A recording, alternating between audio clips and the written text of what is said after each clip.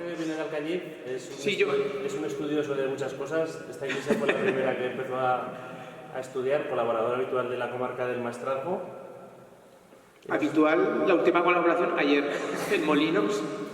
Por eso, que nos contará un poco y traeré también los planos de la iglesia y así pues los veremos con él y nos explicará un poco. Nada, pues eso, como comentaba Roberto, yo soy doctor en Historia del Arte, premio extraordinario de doctorado y yo soy de Alcañiz. Y la primera iglesia que estudié estamos en 2024, ¿no? Hace 8 años, cuando empecé en este mundo de la investigación, fue la iglesia de Tronchón. La iglesia de Tronchón tiene muchas cosas buenas. Por ejemplo, que se conserva prácticamente íntegra tal cual se terminó de construir, que ahora intentaré... Me hubiera gustado poner... La otra cosa buena que tiene la iglesia de Tronchón es la documentación, porque la iglesia de Tronchón se conserva desde los planos, desde los pergaminos. Tenemos iglesia, tenemos los planos y luego tenemos el libro de fábrica. El libro de fábrica es el libro en el que se anotaban toda la administración de la obra, un libro de cuentas. Un libro en el que entraban los dineros, salían los dineros para pagar a los maestros, salían los dineros, entraban con el trigo, con las cosechas y otras cosas más que os iré contando. Bien, el maestro de obras que construye la iglesia se llama Pedro Pizarro. Pedro Pizarro es de origen francés. Sabemos que es de origen francés y hay que insertarlo dentro de un fenómeno muy importante en Aragón, que es la llegada de canteros franceses. Y digo canteros con ese sentido de especialización del oficio, del trabajo de la piedra, porque el albañil es el que trabaja el ladrillo y el yeso generalmente, o el obrero de villa que se llama, pero estos son canteros franceses. Vienen muchos canteros franceses. Decir franceses también tenemos que pensar que es Francia en ese momento. A lo mejor es más interesante decir del otro lado de los Pirineos, porque está el condado de Eta, el Rosellón, que en esta época todavía pertenecían a la corona de Aragón. Bien, pues canteros transpirenaicos, franceses, de las dos formas podría estar bien. Y es un fenómeno que se da sobre todo en la segunda mitad del siglo XVI, hacia 1550, 1575, y por ejemplo es gente que sabe trabajar la piedra de su lugar de origen. Pero claro, aquí sí que podemos tener disponibilidad de piedra, más o menos abundante, relativa, etcétera, pero por ejemplo cuando llegaban a Zaragoza todos estos maestros, todos estos canteros tenían que aprender a trabajar el ladrillo. En Zaragoza no hay canteras cerca, hay cantera en Épila, hay canteras aguas arriba del Ebro, pero en Zaragoza capital tenían que adaptarse al trabajo del ladrillo. Para ello tenían que aprender el oficio con maestros ya sentados en Zaragoza, por ejemplo, o en cualquier otro lugar, o bien firmar contratos de aprendizaje. Firmar contratos de aprendizaje que en realidad lo que estaba haciendo era un poco camuflar, es decir, hacer es como un contrato de becario, como llamándolo al lenguaje actual, contratos de becarios para hacer trabajos normales, ¿no? Pues con sueldo de becario, por así decirlo. Bien, todos estos canteros franceses van a llegar, sobre todo huyendo de las guerras de religión y de todas esas persecuciones y luego crisis de distintas formas, y van a encontrar aquí mucho trabajo. A partir del siglo XVII va a seguir viniendo gente francesa, no solo gente que se va a dedicar a la construcción, van a venir pastores, van a venir caldereros, que trabajan los calderos, van a venir de muchos oficios aquí a nuestra zona. Yo aunque seamos maestrados, yo voy a decir Bajo Aragón a todo. Para mí es todo Bajo Aragón, histórico, territorio del Bajo Aragón, me da igual. Al Bajo Aragón van a seguir llegando a lo largo del siglo XVII, mayor o menor medida, pero seguirán llegando. Y es aquí, a finales del XVI, donde tenemos que insertar a Pedro Pizarro. Pedro Pizarro, ¿desde cuándo lo conocemos? Desde 1596. Y Pedro Pizarro va a firmar con diferentes nombres. Y es aquí donde sabemos que va a ser francés. Porque en su primera vez que aparece documentado, firma como Pierre Pizarre. De que van a formar grupos homogéneos entre ellos, es que se va a casar con Isabel Maura. Isabel Maura es hija de un maestro, de otro cantero que trabaja en Alcañiz, trabaja en la iglesia de Santo Domingo de Alcañiz, la que está lo del Trillero, pues va a trabajar en esa iglesia, en esa zona, el cantero, y van a tener 4 hijos. Isabel, que se va a casar con Luis de Curamonte, vamos a quedarnos con este nombre, Luis de Curamonte. Domingo, que se casará con Úrsula Alfaro, y Pedro, Juan y Bernardo. Esos van a ser los 4 hijos del matrimonio. Los 4 hijos, o los 3 hijos varones, van a seguir el oficio del padre. Van a seguir trabajando en la construcción. Y los tenemos trabajando en casas, haciendo casas para la gente de Alcañiz sobre todo, y trabajando en el castillo de Alcañiz, haciendo reparaciones, haciendo un poco obras de mantenimiento. No van a llegar al nivel que va a tener Pedro Pizarro como ellos. Pues va a hacerse cargo de la iglesia de la Pobla de Masaluca entre 1599 y 1608. Es la iglesia previa, va a construir esta iglesia justo antes de trabajar en Tronchón. Por eso quiero que nos quede claro. Y me gustaría que lo hubierais visto porque arquitectónicamente tiene mucho parecido con Tronchón. Va a trabajar en Calaceite. Los encargos de Calaceite sí que los va a llevar encargos de Calaceite y otro más a la vez que Tronchón. Y luego explicaré por qué puede hacer eso. En Calaceite va a construir la capilla del Rosario, que no se conserva, el ayuntamiento de Calaceite, que sí que se conserva, y la ermita de San Roque, que también se conserva, que está justo al lado de la iglesia. Bien, lo que lleva aquí Pedro Pizarro, lo que es esto es una muestra. Es lo que os decía cuando hablaba de lo de la iglesia de Belmonte de San José, de las capillas, que va a los de Belmonte y les dice, estas 2 capillas, les enseña 2 modelos, dice, bueno, elegid. De Tronchón lo que les enseña es esto. O sea, esto es la muestra, el catálogo de muestras, como cuando te compras, lo que decía, en Rivera o un coche con los colores, y esto. Y esto es lo que les gusta al Concejo de Tronchón y dice, vale, queremos esto.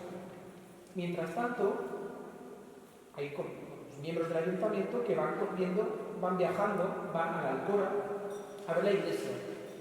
Pone viajes a la Alcora para ver la iglesia, 2 veces, que es Francisco Jover, en 1612, y van a ver la torre de la iglesia de Alcañiz, por ejemplo, de la iglesia de la plaza también, un poco para tomar esos modelos y saber qué es lo que quieren, es decir, se están moviendo en 1612, se saben lo que quieren, y esto les gusta. Porque esto es lo que se está haciendo en Tortosa, en Santo Domingo, en el Colegio de la Compañía de Jesús de Zaragoza, de Valencia, en la iglesia de la Pobla de Masaluca, y ahora iré allí, Vilalba del Sar. Es decir, todo este tipo de iglesias es lo que se está haciendo, y es lo que se está haciendo en el momento y lo que les gusta. Bien, pues Pedro Pizarro les enseña esto, más prácticamente. No sabemos a qué obedece este cambio de abovedamiento, eso sí que tampoco lo sabemos. Partiendo de esto, empieza la construcción. Y esta construcción arranca en el verano de 1612. Entonces, viene el comendador de Villarluengo a elegir el sitio en el que se ha de construir la iglesia, Francisco Jover, que va a la Alcora 2 veces, y va a empezar la construcción Pedro Pizarro con su yerno, con Luis de Curamonte. Todo quedaba en familia y así le iba a permitir a Pedro Pizarro llevar en los encargos de Calaceite, el encargo de Alcañiz y el encargo de Tronchón. Como en 1613 son los primeros pagos. En 1616 se están haciendo ya las rejas para las ventanas, con lo cual debemos imaginarnos que 4 años después ya estarán llegando justo al nivel de las ventanas. En 1616 se empiezan a construir las portadas, tanto la de los pies como esa. En 1618 se colocan las puertas. Es que está todo, casi no lo podemos imaginar, tipo los pilares de la tierra, me parece que es la novela, ¿verdad? En 1621 se están poniendo los aleros, los rafes de fuera. En el 24 el suelo. Y en el 25 se concluyen los años.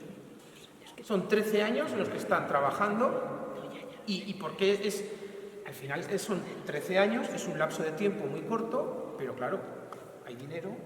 Y al final vemos que lo que tenemos aquí sí que es arquitectónicamente sí que es lo mismo, ¿verdad? Que es una iglesia con esta cabecera, lo tenemos aquí, inserta en un rectángulo, generando estos espacios, las sacristías, este espacio detrás del altar mayor, del retablo mayor, seguramente podría ser utilizado como trasagrario o simplemente para mantenimiento del retablo. Pero si nos está indicando que aquí hay un paso, puede que sea trasagrario.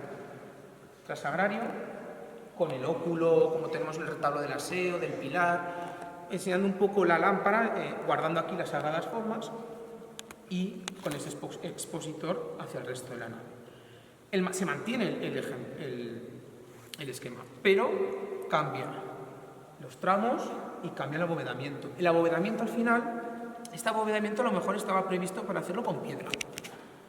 La Puebla de Masaluca se hace con piedra. En un principio se quiere hacer con ladrillo y yeso y al final se hace con piedra.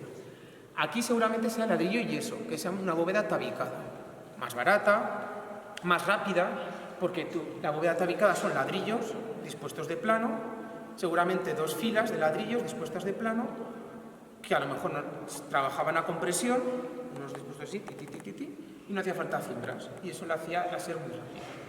Y todo esto, al final es porque tenemos esta separación de los tramos, ¿no? Pero al final esto se tiende por un cañón continuo, todo continuo, y la decoración son nervios falsos de yeso. Si tú quitas los nervios, no tienen una función tectónica, tienen función decorativa. Con lo cual, es todo esto, y si quitamos los nervios, y es un tipo de abovedamiento muy común en Aragón en estas fechas. Y no sé si alguna duda, alguna cosa de la iglesia, alguna curiosidad. Yo la única duda que siempre he tenido es de dónde traían la piedra. Eso Pues no creo eso, que figure en ningún... En el libro de fábrica a lo mejor. Porque, Roberto, ¿de dónde puede venir? Piedras de la Montañesa, del Palomar. Ahí donde converge el camino con donde están los dados, esos... Sí. Pues de esa zona es la piedra, sí. Es como si fuera una piedra tosca, pero consolidada. Es muy fácil de trabajar. En el libro de fábrica estará. Y eso, pues claro, hace tantos años que a lo mejor hicieron, donde son bancales ahora, hicieron el desmonte pero la piedra es solo ahí. No se irían muy lejos. Ese tipo solo hay ahí. No se iría. El tipo de datos te los dice el libro de fábrica. A lo mejor de la piedra, de tal. O cuando contratan la obra, porque todo esto se contrataba ante notario. Aquí todo iba a misa, nunca mejor dicho aquí. Y aquí iba todo ante notario. Y en esos contratos dice la piedra ha de extraerse de tal. Y a lo mejor luego tenía problemas de la piedra y tienen que cambiar de pedrera, de cantera. Todo eso también está reflejado. Y luego todos los campos que en el libro de fábrica, todos los campos que cultivaban para extraer trigo, todas las materias destinadas a la iglesia.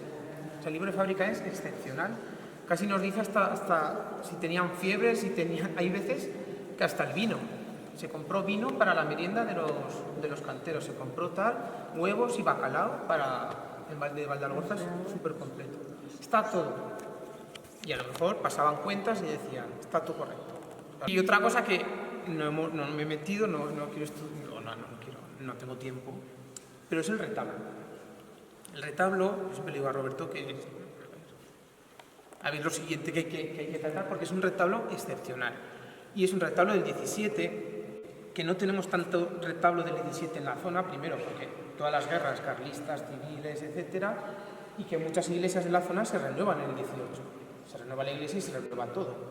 Te compras una casa de los santos que hay debajo, sino, por ejemplo, la casa central es adoración, que viene de pinturas de modelos italianos. Y no sabemos exactamente quién es. O sea, así como la iglesia, el conjunto, está muy bien documentado, aquí nos hace falta meternos otras pechadas en el archivo que decía yo para descifrar el retablo. Viendo este retablo, con la Magdalena, con el santo, son muy buenas las representaciones. La de San Lorenzo es muy, muy buena, para mí es de la que me quedaba con San Lorenzo. Nos ayuda a comprender otro retablo que documentamos hace poco, que es el del convento de Montesanto de Villarrubén, que es de 1633, 32-33. Y este se tiene que fechar entre el 30 y el 40 del siglo XVII. Es decir, se acaba la iglesia, están unos años pues, con el retablo anterior a lo mejor, hacen un poco de hucha y contratan el nuevo retablo. Pero después de la iglesia vendrá el retablo y así, en cuanto tenga tiempo. 1642 tengo yo documentado. Sí. Del retablo mayor. Bueno, pues hasta aquí era un poco más o menos. Si tenéis... bueno, un poco cierro con, se me olvidaba, la portada. La portada al final habéis visto que no se hace esa, se hace otra y es una portada muy típica de la zona. que se replica en Santo Domingo de Alcañiz, que es la iglesia que os he dicho que está la del Trillero. En la iglesia de la Pobla de Masaluca es prácticamente lo mismo, con el San Pedro y San Pablo a los lados. En la iglesia del convento de Santo Domingo de Tortosa, es decir, se está haciendo... Aquí tenemos en Tronchón el ejemplo perfecto de lo que cogemos Aragón, un poco la zona de Tortosa y un poco la zona norte de Valencia, unimos, porque al final estamos tocando todos entre todos, de aquí para allá estamos cerca todos, y aquí al final los maestros, los canteros eran itinerantes. Iban, venían, cruzaban, contrataban aquí, trabajaban allá, se lo llevaban aquí. Ya habéis visto que la Pobla de Masaluca y Tronchón, que no hubiera... Esa conexión, pues a priori dices, no creo, pues está aquí. Es decir, se está haciendo aquí todo lo que está haciendo en esa zona, porque no hay ni una frontera geográfica, ni religiosa, ni civil. Es todo el mismo marco artístico. Así que, bueno, pues no sé si hay alguna otra duda más de la iglesia, de la obra. El coro sí, pues la estructura del coro sí. Y luego el órgano, por lo menos el órgano en el 18 sí que es obra de Francisco Turull. Los Turull son la saga de organeros más importante en Aragón desde finales del 17, los últimos años, hasta el 18. Provienen de Cretas, trabajan en Calanda, en Belmonte, Fuentespalda, en Valdealgorfa, la Catedral de Tarazona, en Gandesa. Vienen aquí. Y está el albarán de Francisco Turull, con el que le pagan dinero, sueldos y quesos. Pone tal cual que he recibido tanto sueldos, dineros y que le pagan en quesos. Bueno, pues gracias y felices fiestas.